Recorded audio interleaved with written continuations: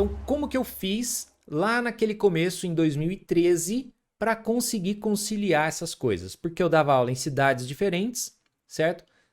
Dava aula em Londrina, dava aula em Marília, dava aula em Assis, dava aula em várias cidades, né? Já trabalhei, já teve anos de trabalhar em 5 cidades diferentes, 56 aulas por semana, 1.200 quilômetros rodados toda semana, olha que doideira. E aí inventei de começar a gravar aulas. O que começou a acontecer?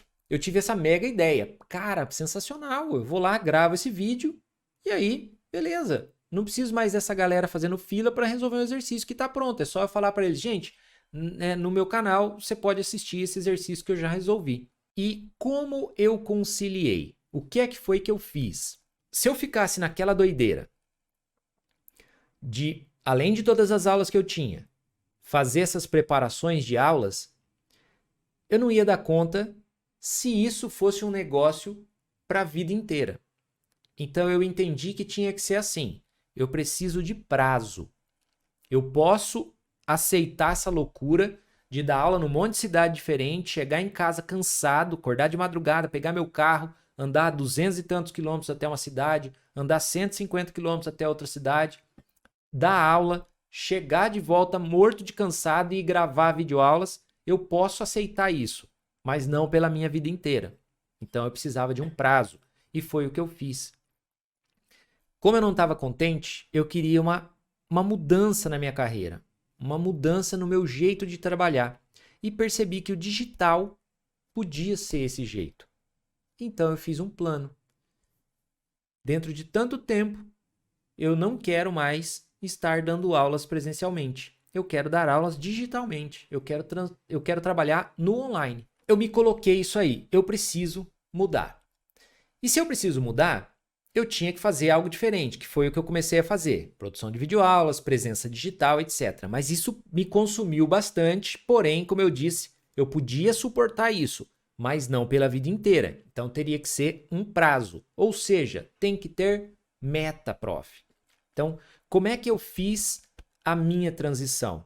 Em primeiro lugar, eu me preparei financeiramente, certo? Eu me preparei financeiramente para ter uma certa segurança, certo? No caso da gente de trocar e não dar nada certo. Então eu tinha uma segurança.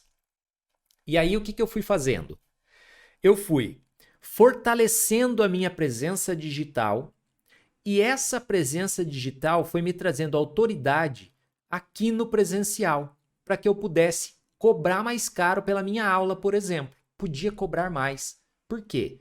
Porque eu tinha naquele momento também o meu curso de química. Então, nas escolas em que eu estava, eu oferecia esse curso para a escola. Então, a escola me pagava um valor por aluno e o aluno podia acessar as aulas, ter todo o material, etc. e tal. Então, eu agregava para a escola. Então, eu podia cobrar. Então, não, mas aqui nessa escola o máximo que a gente paga para um professor é X. Você está pedindo X,5 ou 2X. Olha, mas eu tenho isso, isso, isso. Seu aluno vai ter acesso a isso, a isso, a isso, a isso. E aí eles percebiam o valor agregado. Não é cobrar por cobrar. Ah, por que você cobra? Ah, porque eu sou o professor Marx, ué. Por causa disso. Não, isso não é relevante. Na verdade, o que importa é o quanto eu agrego. E as escolas percebiam isso. Então, isso começou a valorizar o meu presencial. Tá? Então, o que começou a acontecer? Começou a subir o meu salário. E com isso, eu podia diminuir a quantidade de aulas, certo? Então, por um tempo, eu escolhi ganhar sempre a mesma coisa. Eu podia escolher ganhar mais, mas eu escolhi ganhar a mesma coisa para que eu pudesse diminuindo a quantidade de aulas. E com essa diminuição na minha quantidade de aulas, sobrava mais tempo para eu me dedicar para o digital. E aí, eu comecei a me colocar prazos. Ó, no próximo ano eu vou deixar tal escola. No próximo ano eu vou deixar tal escola. Então eu comecei a fazer planos no sentido de deixar o quê? As escolas em que era mais longe para eu trabalhar, né, as cidades mais distantes, as escolas em que eu ganhava menos, que me pagavam menos, então eu ia deixando onde eu ganhava menos, onde era mais longe e que me deixava mais cansado. Então eu fui fazendo esse caminho, mas tudo com planejamento, certo? Eu não sou a favor do mete o pé no balde e beleza, pede demissão em todas as escolas aí e vai trabalhar no digital. Eu não sou assim, certo? Não foi assim que eu fiz. Eu vim dividir o meu caminho. O meu caminho foi esse. Foi um caminho traçado, meta após meta, certo? Então fui colocando micrometas ali e fui atingindo essas metas, deixando uma escola, deixando uma escola. Quando a gente se mudou para Londrina, eu não dava aula mais de segunda e sexta-feira. Eu só dava aula terça, quarta e quinta.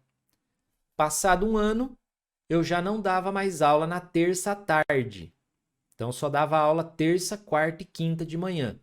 Passado um semestre, eu já não dava aula mais na quinta de manhã. E aí, em 2020, né? No meio de 2020, não sei se eu fiz as contas certas aí ano após ano, mas é mais ou menos isso, tá?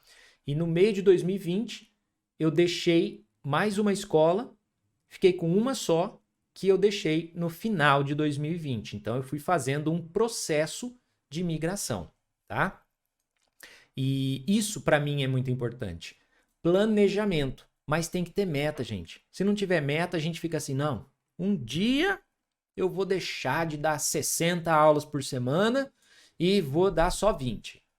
Um dia não chega nunca, tá? É meta, é data, quando vai funcionar? Como é que é o teu planejamento? Quando que você vai deixar tal escola? Quando que você vai deixar tais aulas, certo? E você pode continuar dando aula, certo? Continuar com aula, mas ir valorizando o valor da sua hora-aula, dando aulas particulares onde você pode cobrar melhor. Então, tudo isso foi caminhos, foram ferramentas que eu fui utilizando para ir fazendo o meu caminho e ganhando um pouco melhor, mesmo ainda só com aulas, né? Dando aula para os alunos presencialmente ou digitalmente. Então, isso me ajudou bastante.